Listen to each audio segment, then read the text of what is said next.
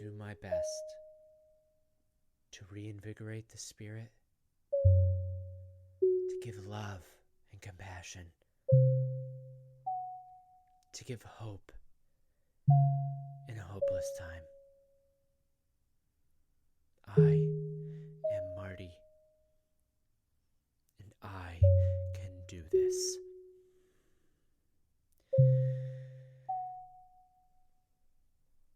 Hi, hello, and welcome. Welcome to another episode of Marty's Minute Meditations. Welcome. Enter the space. The space is open for you. It's safe. Just look at it as like a cuddly little blanket, you know? Just a big old blanket, right? That's the space that Marty has for you today. Get all cuddled up and hear a story. Talk about what that story means, what it means to us, what it means to our insides, our brains, our hearts, our sexual energy, like all those important things that make us who we are. These stories are about that too. Ancient stories of long ago, or stories of today that replicate it, that have the same archetypes, the same through line, the same characters, right? So welcome to this cuddly blanket. It's warm, it's cozy. Tuck yourself in. If you enjoy Marty's Minute Meditations, please visit Marty's Patreon page at patreon.com/Marty's Minute Meditations. Become a monthly donor. Become a martyr for manhood. If you don't want to become a monthly donor, if you feel like that's too much of a commitment, Marty understands. Marty gets it. Marty was talking about this issue with his therapist just the other day. So Marty understands. That's why he has a PayPal account and a Buy Me a Coffee account. Just for if you want to make a one-time donation, we don't have to have this big old relationship, right? We can have a one-night stand. I think those lack spiritual and emotional foundations, and Marty's one night stand days are over, or I guess they're nights. One night stand nights are over. I guess I could just say one night stands are over, because it implies those times in which they happened. So I don't have to go, saying days or repeating nights. Anyway, sorry. Marty can get a bit carried away there. But yeah, if you want to have this one night stand with me, Marty understands. Sometimes you just want to enjoy somebody in passing, right? And take in their beauty and their wonder at one moment and throw it away the next. That's okay. It's okay. I understand. Marty's done it too. Marty's fallen into that habit as well. But enough about me. So if you want to donate to me, and you want to help me out, visit the PayPal account or the Buy Me a Coffee account, right? The links will be in the description, especially for the Patreon page. Also, if by the end of this episode you feel reinvigorated by the human spirit, then please visit the Loveland Foundation and make a donation today. Make a donation to the Loveland Foundation. Sometimes Marty likes to rhyme. Sometimes it's catchy, and it just worked. I'm sorry if you don't feel like that was serious enough. But it's nice. Sometimes it gets people on board a little bit more. Rhymes. Please, make a donation to the Loveland Foundation. They're providing therapy and counseling for women and girls of color. And you know how much Marty believes that mental health is the most important health. Because if you don't get your mental health together, how are you supposed to get all the other healths together, right? Because the mental health is what puts you in action to getting all the other healths. The sexual health, the emotional health, the physical health, right? Other healths that are involved, maybe relationship healths, healthy relationships, health, And that involves health in your relationship. So there's all sorts of health that stem from your mental health. And so Marty wants to support that as much as possible.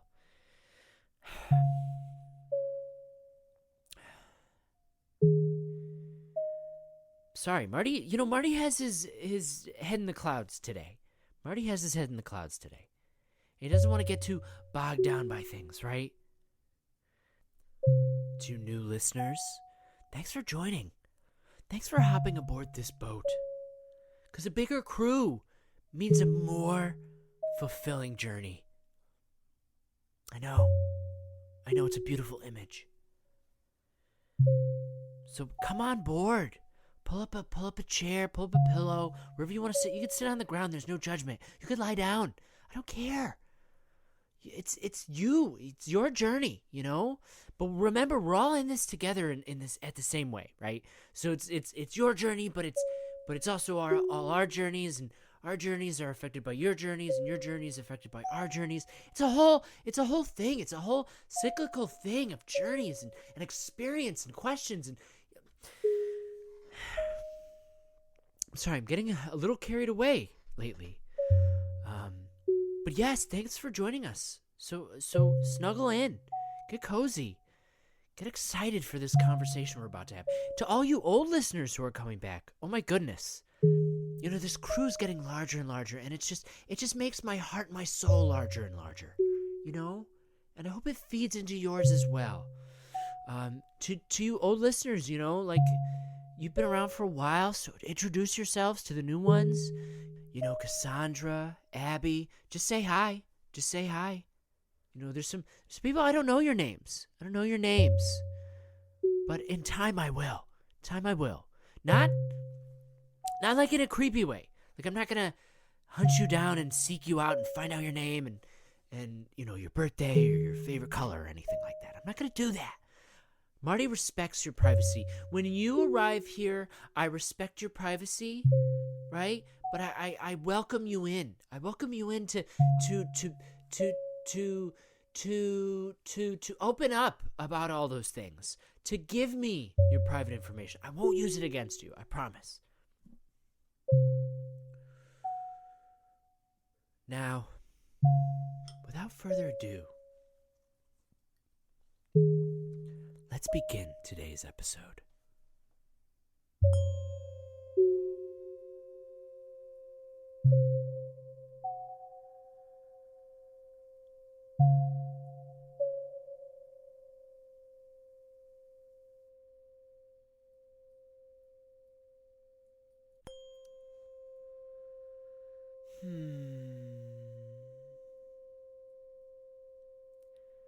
Are you a businessman? Whoa, Marty, what kind of a question is that? I'm asking you, are you a businessman? I think it's an important question today for where we are as a society and as men, right? Are you a businessman? What is a businessman? The world's affected by businessmen. Businessmen everywhere, all over the world. Some would say that the plight of this world is because of the businessman. But what is a businessman? What images are conjured up when I say businessman? What is it? I imagine a man in a fresh pressed suit, slick back hair, nice smile, carries around a nice leather suitcase, beautiful, pristine. He has a nice tie on, an interesting tie, a tie that makes you go, ooh, he seems like a fun guy. A tie that makes you go, you know what, maybe he's not all business, right? There's some men in suits that, they wear the tie. It just makes them seem like, they're all business all the time, right? Just cookie cutter businessmen. But now, these days, no. A businessman knows how to express themselves.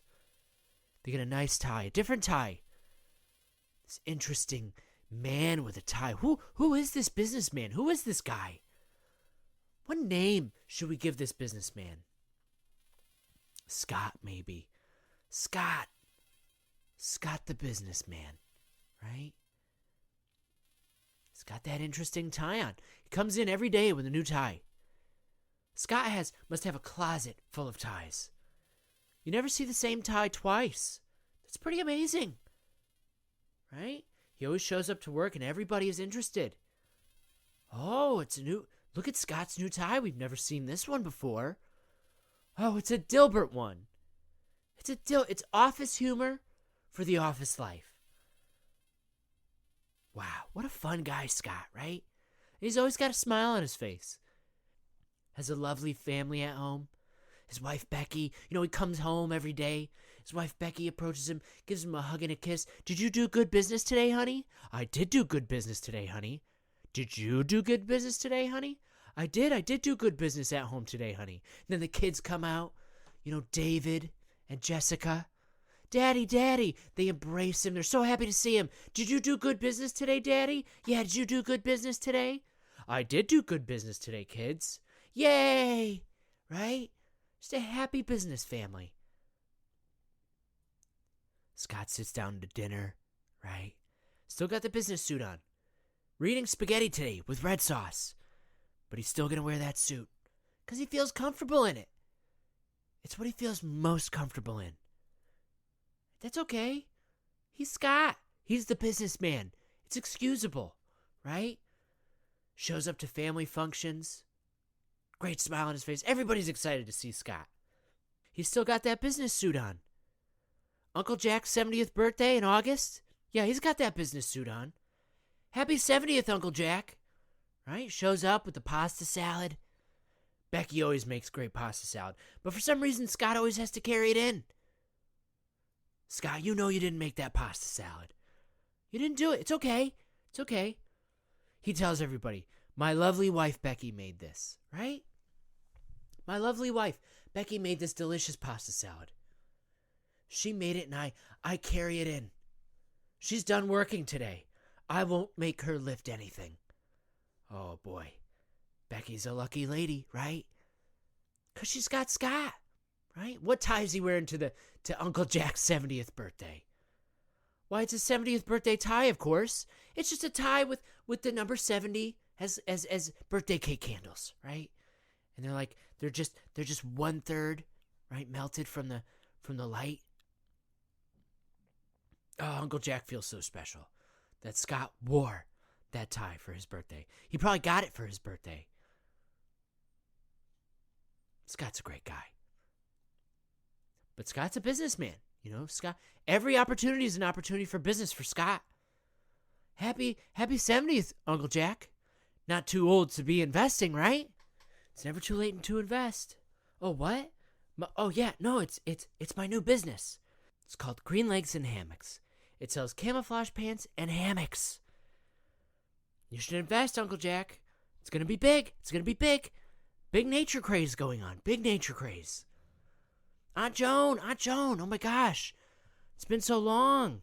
We all know Aunt Joan. She's not married. She hasn't had kids. But we love Aunt Joan. She's cool. She's hip.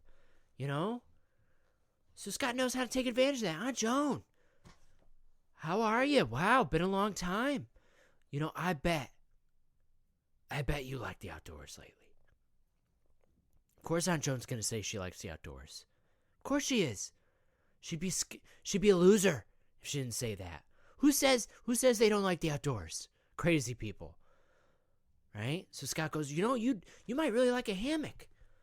Sitting outside, do a little bit of that reading you like to do, Work on those crosswords under the trees in nature. Amazing. It'll change your life. Aunt Joan doesn't want to say no to that. Aunt Joan doesn't want to say no. Because she loves her nephew, Scott. She loves her nephew, Scott. Would do anything for him, right? So, of course, she's going to buy a hammock. She's going to buy 2. Just in case the other one breaks down. Right? Scott moves on to his cousin, Tommy. Oh, Tommy. So long. What have you been up to? They used to be close. Used to be great friends. Hung out all the time. Then high school hit. They went their separate ways. The only thing they knew about each other is what they heard from others. Always bad things.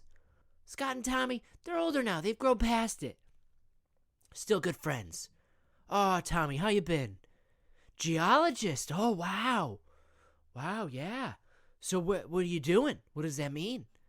Rocks. Cool. Land formations. Oh, wow. So are you doing that? Utah. You know, you might be interested in a hammock. Hear me out, hear me out. You're out there, long days, looking at rocks, studying land formations. You get sleepy, you get tired under the sun, that hot Utah sun. What do? You hook up your hammock, you take a lie down, you have a little nap. Oh, man. Tommy swayed. He also doesn't want to say no because what happened to their relationship? They became distant, further apart, sad. Tommy feels like he has to buy that hammock, so he does. And their cousin bond is made stronger by it. Then Scott moves on to his little niece, Tanya. Tanya, hey, how's it going? Long time no see. Last time I saw you, you were this big. Now you're this big. You know, I was going to say, you could probably manage with a small hammock, but you might need a medium hammock. Oh, a hammock? Oh, it's what all the cool young kids are using these days. Yeah, they go outside, they tie it up, they hang out in their hammocks. All the kids are having a great time with their hammocks. What was that? Yeah, it's a business. It's my business. Green legs and hammocks. I sell camouflage pants and hammocks. It's really picking up these days. Everybody loves the outdoors. What are you saying? Capitalist? Well, yeah. Of course I'm a capitalist. I love to take part in this system of free market. It really embraces everybody's individuality. Huh? Economic inequality. What is that? Mm-hmm. Okay. Yeah. Well, no, I don't. I don't take part in any of that. I'm just selling hammocks. Oh, no, Tanya. Please. I don't think you understand anything about free market capitalism. I think you've got the wrong idea. Marxism. No. I don't think that's a good way to look at things, right? So, right. Yes, I understand. I understand that there's economic inequality in this country, and we really have to tackle that, but I don't think the way to do that is by implementing Okay. Well, I'm not evil.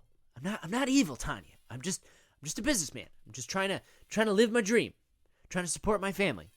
No, I wouldn't say that. Now, Tanya, maybe you might want to look into more, books than just, Communist Manifesto and Das Kapital, okay? No, I haven't read them. Well, I don't see... Okay, Tanya. All right, well, I get it. Okay, Tanya, I understand. You don't want to get a hammock. But maybe, you maybe want to invest. Maybe buy some stocks, because maybe later on down the line, you want to go to college and... Then she starts talking about how healthcare and education should be socialized. And Scott doesn't know what to do. He grabs his heart. He thinks he's having a heart attack. It's just, what is this child saying, right? This is not the country I was raised in. To think that business and being a businessman would be wrong.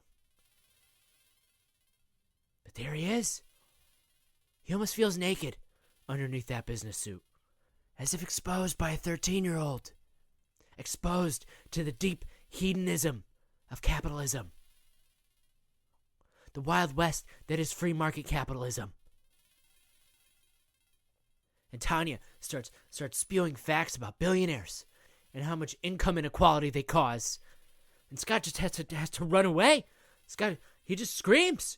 Scott can't handle it. His head hurts. He rips off his tie, right, which was a Garfield tie, just in case you were wondering. It's Garfield with a birthday hat on. Right? He's got this giant cake And John is sitting there, and Garfield just cuts a slice of the cake, but you could see he's cut a slice because it's not the comic, it's just a tie, right? But he's cut one slice, right? And he takes the entire rest of the cake. How fitting is that? That Garfield was acting like one of the billionaires in America. On Scott's tie. Scott should have seen it coming. I know that I said that the tie was actually 2 candles that were 70, right? And then they were like 1/3 burnt the way down from the fire. But I changed my mind. I'm trying to make it more metaphorical, analogous, right? So he has the tie of Garfield representing the 1%, right? And he rips it off. He rips it off as if ripping off the collar of capitalism around his neck. So what does Scott do? Scott feels like he made an enemy that day. And his niece, Tanya. Scott stays up all weekend. Doesn't know what to do. He's overwhelmed by it. He reads Das Kapital, Communist Manifesto, watches videos of Richard Wolff on YouTube. Just doesn't get it. Can't stand by it. Doesn't really understand. Doesn't sink into him as much, right? Don't forget, Scott's a businessman. He's got the business suit on. The business suit blocks all those ideas from the outside world. He can't do it. Shows up to work on Monday. Hi, Bob. Hi, Susan. Right? It's a beautiful day out.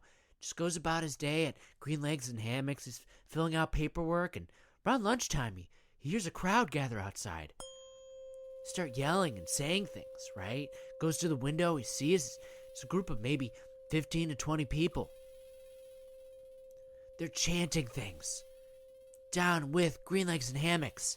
Down with Green Legs and Hammocks. What's going on? He doesn't want to hear this outside of his business. Steps outside. Who's leading this group? But his little niece, Tanya.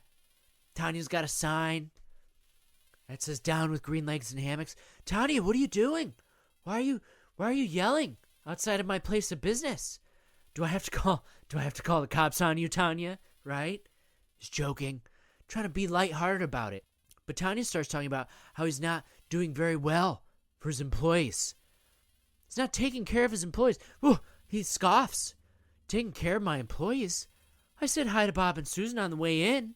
You know, I'm doing just fine, thank you very much. Then she starts talking about how he doesn't give his employees health care. Health care? Psh, I don't need to give my employees health care. Why give them a job? And that's just enough. I pay their wages, okay? That's just enough. And she starts engaging with him. He's a master, and he's made them his slaves. He goes, oh, no. I've read the books. I've read it. Doesn't really make much sense. Sorry. But it doesn't hold up. Doesn't hold up, Tanya, okay? I'm going to listen to a 13-year-old Marxist about all this stuff, about how to run a business? Okay, thank you very much, Tanya. But then they start taking out bricks. They threaten to throw the bricks through his windows. He goes, well, you go ahead. Let's see if you do that. And they do it. There's broken glass everywhere. Calls the police. There's a huge altercation, right? And Tanya goes, we're going to be here every lunchtime until you give your workers proper health care. So for the next week, they show up every lunchtime. They throw bricks through their windows. He gets new windows every day. He starts to believe, well, maybe I should just work with an open-air concept for this business. Maybe just leave the windows open. You know, then they can't throw bricks through those windows. So he does that. He goes, forget these windows. So what do? What are they going to do, right?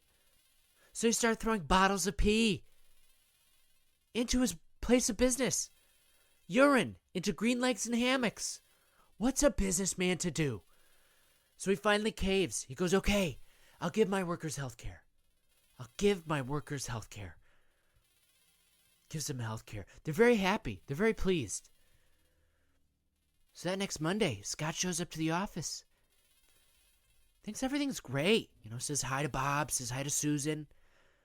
How's your health care working out for you? Oh, great, Scott. Thank you. Thank you so much. Yeah, no problem. You know, I'm Scott. Just looking out for my employees. Just going through the paperwork, right? And around noon, lunchtime, same thing. He hears the cheers from outside. He's like, oh, they must be here to thank me for giving my workers health care. But no, they're angry again. And what are they throwing? They're throwing bottles of urine into the business again. He goes, whoa, whoa, whoa, whoa. What's going on, everybody? Confronts Tanya. Tanya, what? Tries to pull her aside. Tanya, what are you doing? I gave my workers health care. She goes, oh, well, that's really convenient.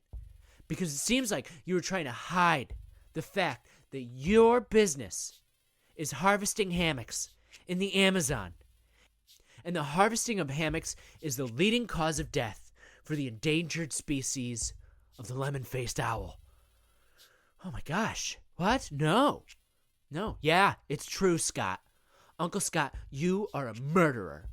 You're an animal murderer, and you're helping to destroy the Amazon rainforest. So he goes upstairs, he does his research, he figures out that, yeah, he's harvesting hammocks from the Amazon, and it is killing the lemon-faced owl. It's a beloved owl. It's a lovely owl, a beautiful owl. And you're wondering, why do they call it the lemon-faced owl? Well, it's because it looks like when you suck a lemon, you get your face tight. Owls already look that way, but this one looks like it even more, which is why they call it the lemon-faced owl. Also, it has yellow streaks in it. I guess it's more that than anything. But Marty would say that it's from the face that it makes, right? It looks like it purses up its face. It's an adorable owl.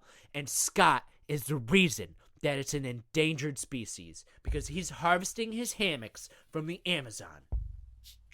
So he starts throwing bottles of urine through his windows again, right? Stinks up the place. Scott can't have that. So he goes outside, he goes, I promise you, I am going to change my business so these lemon-faced owls will be protected. What does he do? All that week, he changes to a more sustainable way of getting hammocks. Starts donating to the health and well-being of the lemon-faced owl.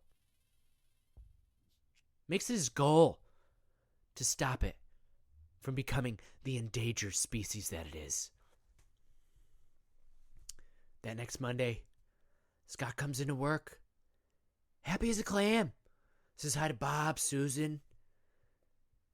Really saving those lemon-faced owls today, aren't we, guys? They give him the thumbs up. Feels great. It's a great day. Scott's riding high. That urine smell is gone. Fresh office. New windows. He thinks it's done. It's over.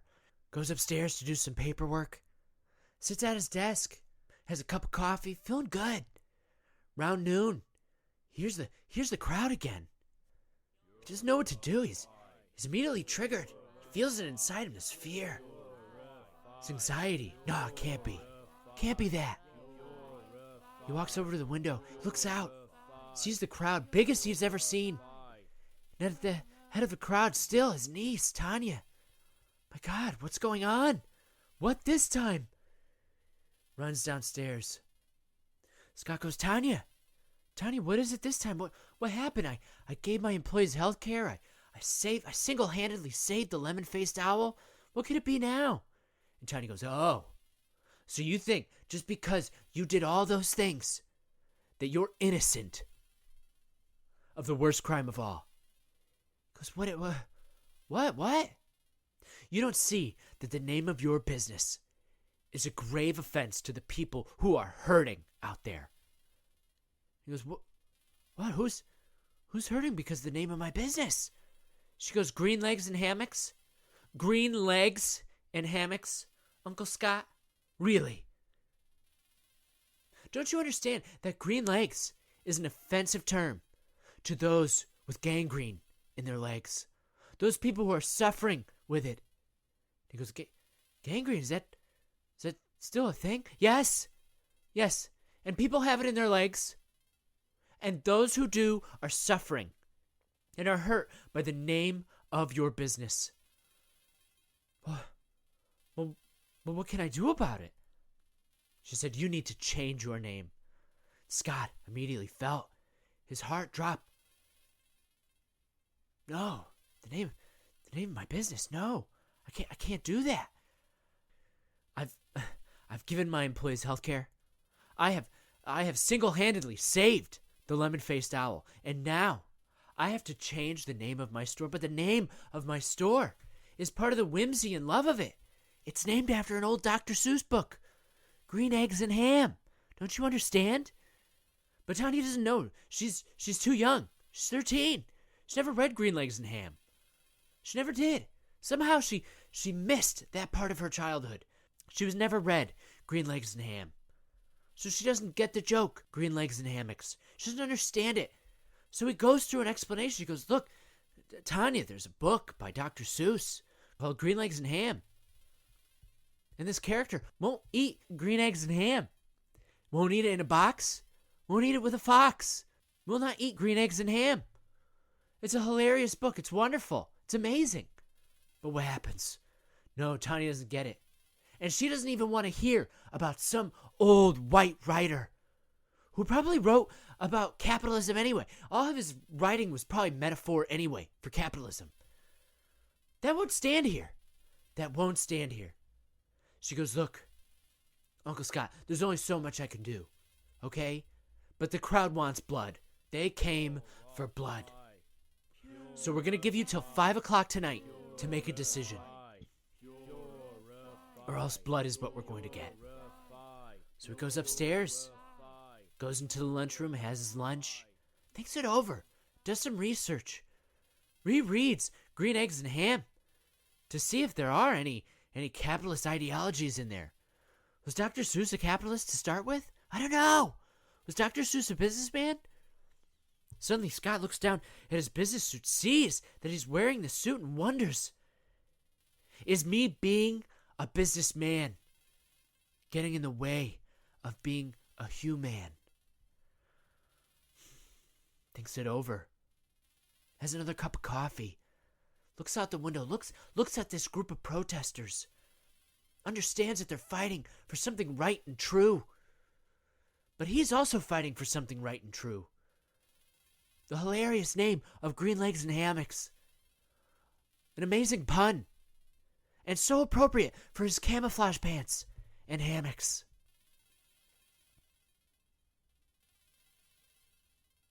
"5 o'clock rolls around. The bell of the church starts dinging. Ding. Ding. Ding. Foretelling the violent nature of our society in the future. Scott goes out the door.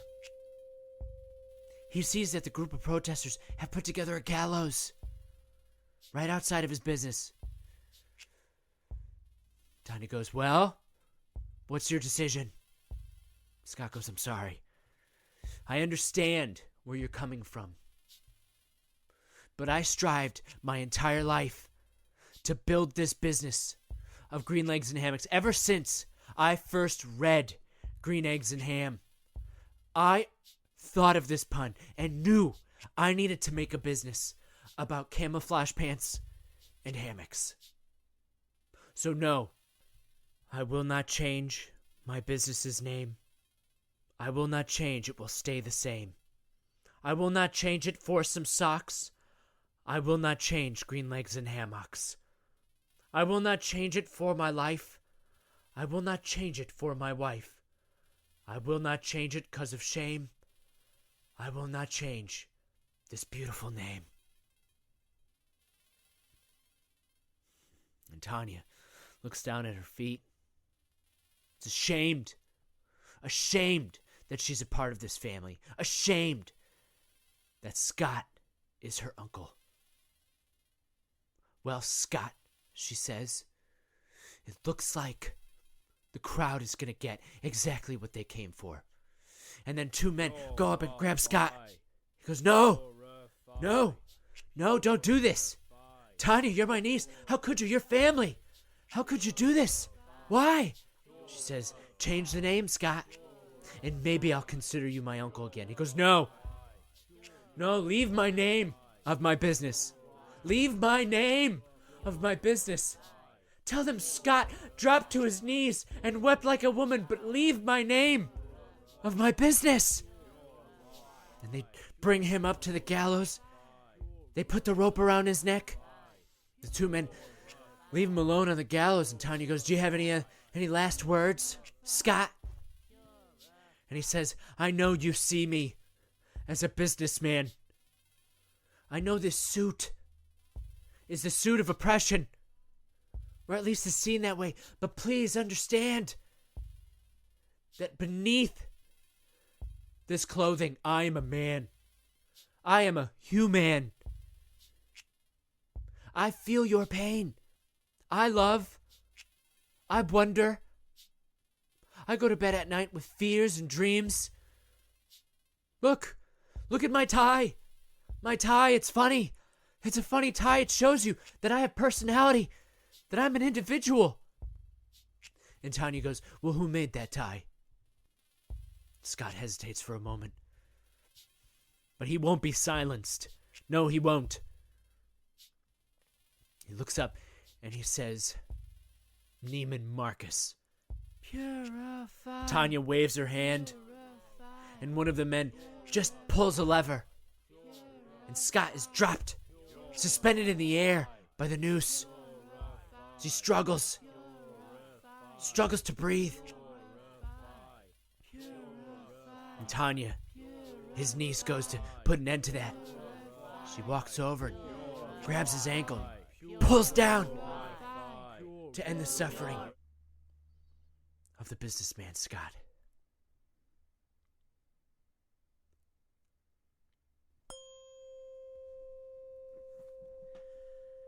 Now you may be going, Marty, what is this? What does this cautionary tale have to do with me? I'm not like Scott. I don't own a business. I don't own green legs and hammocks. I'm not like him, right? We're two different people, Scott and I. Are you? Are you? Just because you may not wear the business suit on the outside doesn't mean you don't wear it on the inside. Whoa, Marty, what are you talking about? I can't wear a business suit on the inside. It's very hard to wear things on the inside. That doesn't make much sense. Like, you could wear a pacemaker, but you can't wear a business suit. I beg to differ, okay? You know, this show is all about the mind, right? The spirit, the soul, what happens inside. How do you know you don't wear a business suit on the inside? How do you know you're not brainwashed?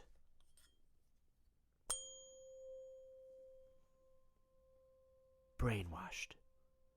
What does that mean? If we look back at this tale of Scott, we know that he's brainwashed. He believes what he's doing is right. He believes he knows what he's doing. Right?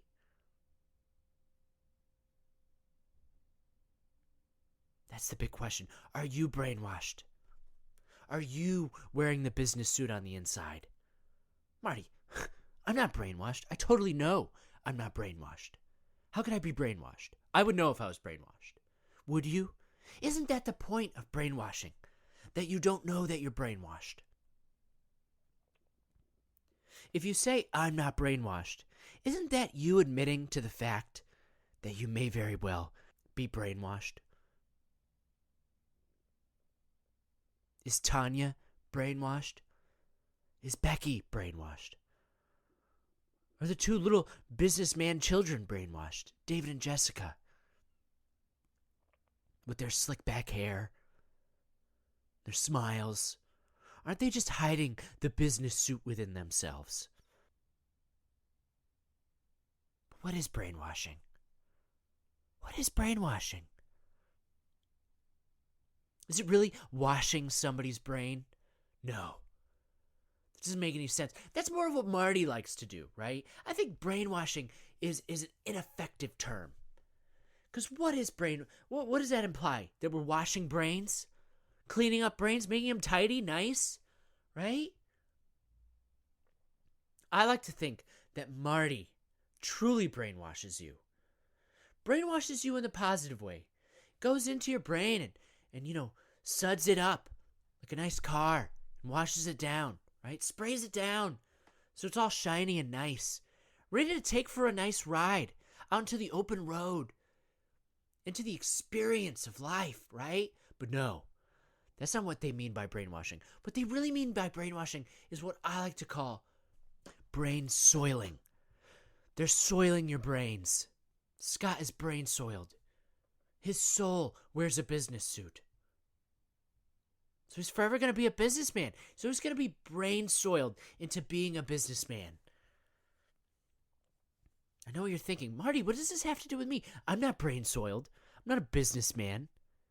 You don't have to be a businessman to be brain soiled, okay?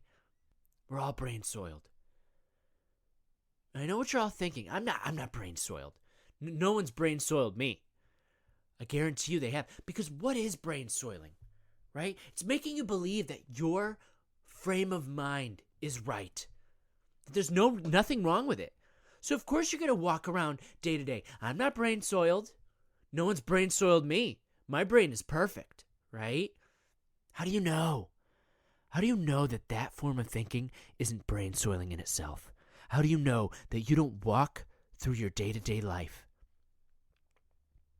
with a perspective of life that is brain soiled? How do you know you don't do that?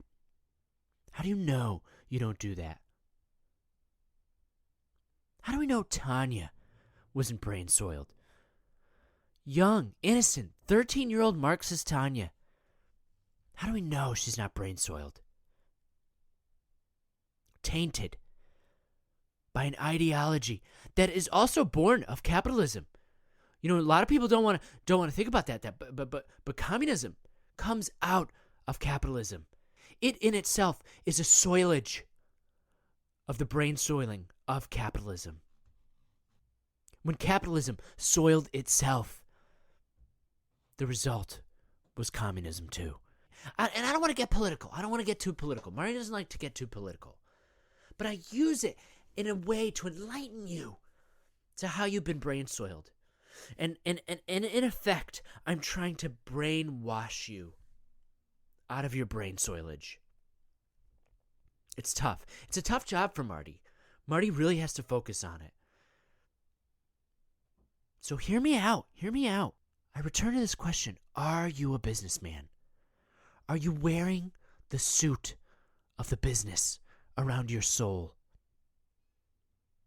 Is your brain soiled by some type of ideology or belief? I hear a lot of you in denial, and I understand. I feel it. I feel the denial and the rage coming from it. And that's a kind of rage that could only come from a soiled brain. To those of you who are hearing me out, and you're going, well, Marty, what do I do? I'm brain soiled. Well, thank you. Thank you, because admitting you're brain soiled is the first step to getting your brain washed. So for today's meditation, let's unsoil that brain.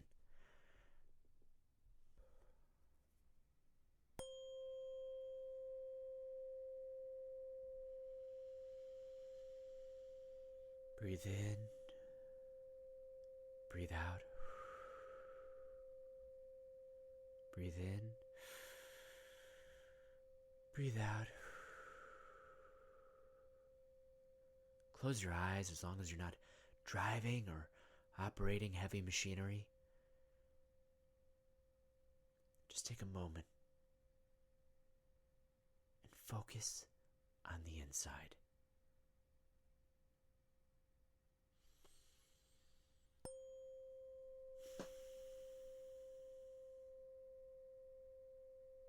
Imagining.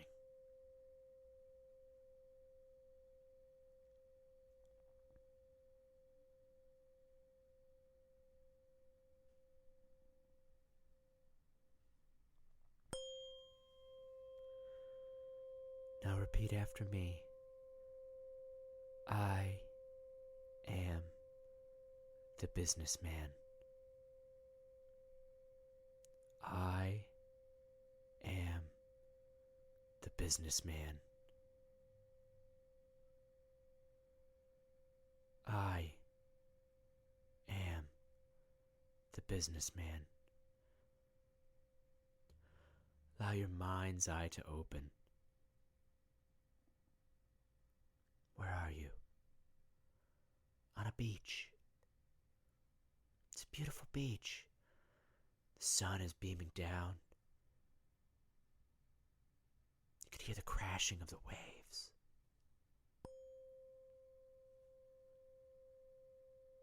You look around and you see all these beautiful people. Happy, joyous, playing on the beach. And every now and then they catch a glance at you. Seem uncomfortable. They seem weirded out. They're like, what is that person doing? What's that person doing? You're confused too. What am I doing? What's wrong? You look down. You notice. You're in a business suit. You're sitting back. One of those lounging chairs that they have on the beach, you know, the one that opens up, and it like clicks, like click, click, click, click, you know? Right? Just laying back. But you've got a business suit on. What are you doing with that business suit?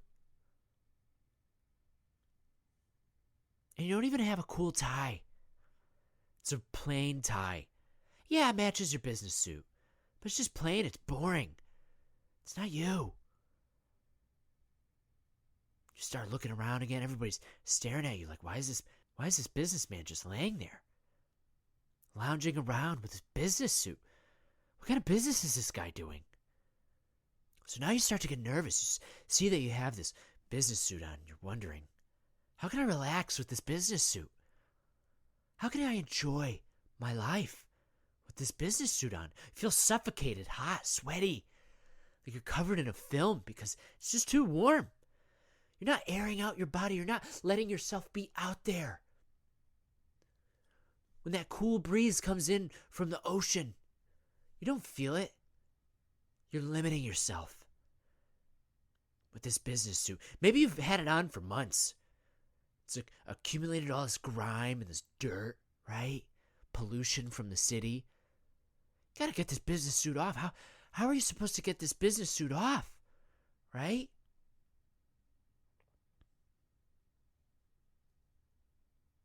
You try to take off the tie, but it's clasped around your neck. It's tightened around your neck. Right? The buttons won't come undone. Why? What's going on? You try to take off the jacket, right? But it's stuck to the shirt. You try to take off your pants, but they're stuck to your legs. Your shoes, forget that. You can't untie them. You try to pull them off. You can't do it. What's going on? Breathe. And exhale.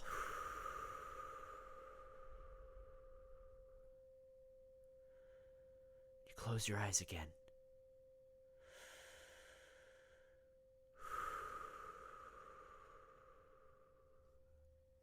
When you open them,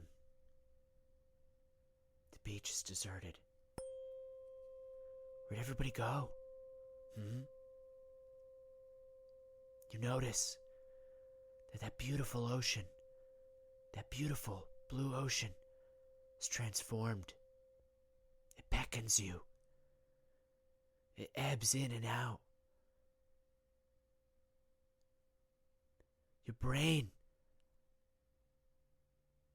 has been suffocated by this business suit. And your brain must be washed. And who's out there? Who's out there waiting for you? Jesus. Marx, right? Come on in. We're going to wash your brain.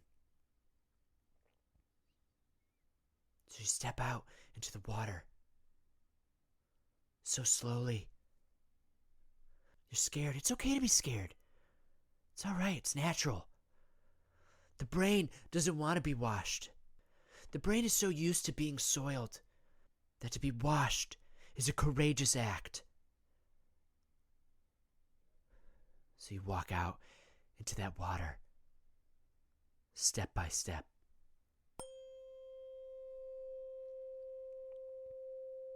You feel your shoes become untied.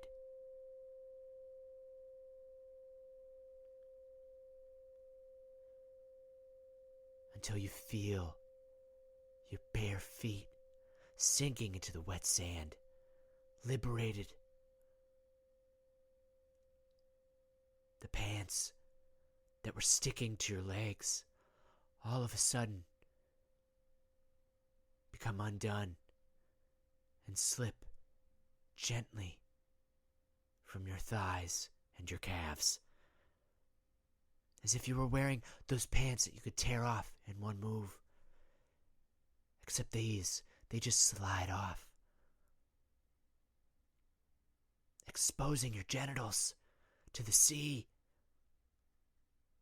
Your sexuality, the soilage of your sexuality has been cleansed and washed.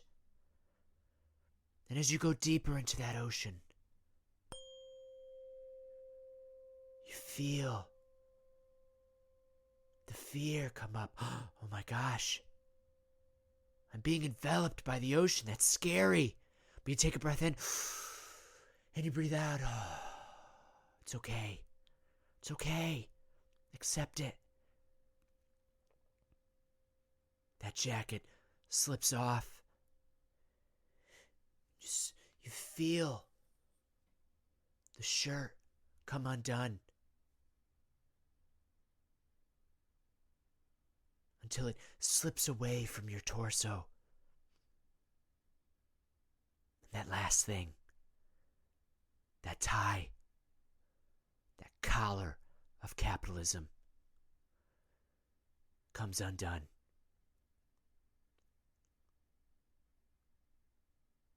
Washes away. You watch it go away as it drifts, floating atop the ocean, being carried away by the waves.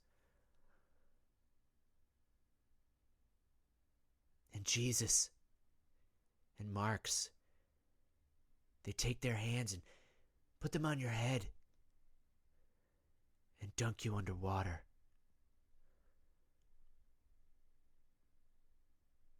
Because your hair was slicked back, soiled by that oily hair product. And they cleanse you of that.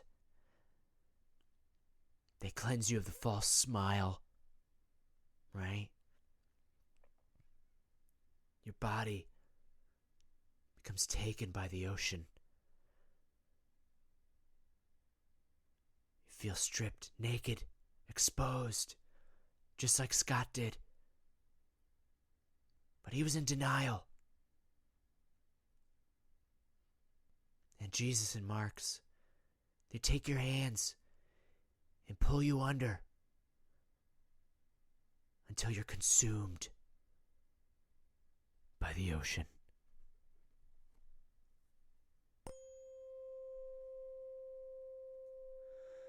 Breathe in, breathe out. Breathe in and breathe out.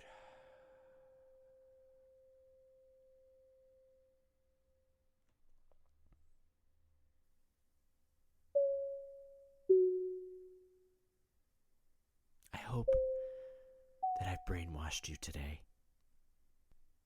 Thanks for joining me today on this episode of Marty's Minute Meditations. Once again, if you enjoy Marty's Minute Meditations, please consider making a donation. These meditations are made possible by you, the listener. If you feel invigorated by the human spirit, consider donating to the Loveland Foundation. And don't forget that a washed brain is a brain that can be soiled again.